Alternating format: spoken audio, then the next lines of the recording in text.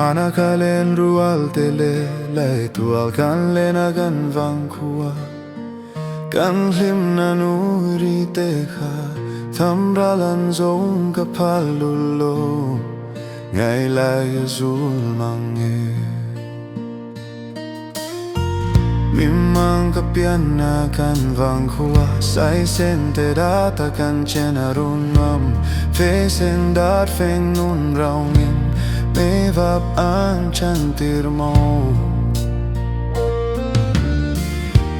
Kukirualan chang silo lualo vangkuai chang mai tur kapalulo kapiang kasayle na vangkonuam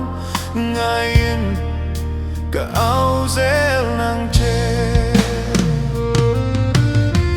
Manakalen rual tele lai tual kan lena kan vangkua kan lim na nuiri tekha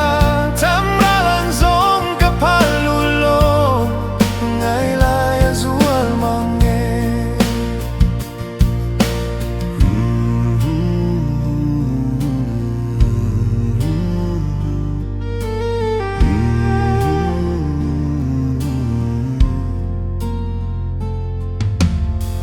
Din thar le ni her tuai se kan vang khao nuam kalum du te nen leng za tul chai le kan nuam nge ye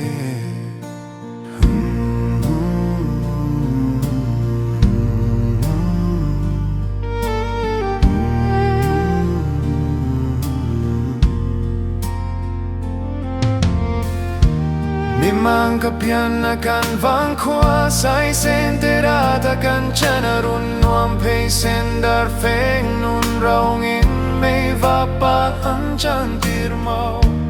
Kokirualan chang silo lualo vangkua I chang mai tur kapalulo kapiang kasayle na vangkau nuam ngayon ka auzel nang che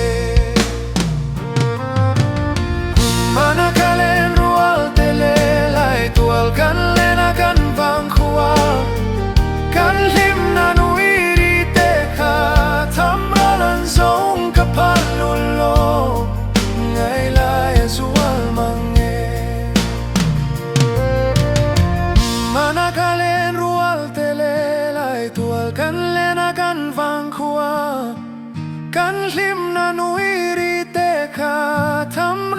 zong kapalulo ngai lai azul mang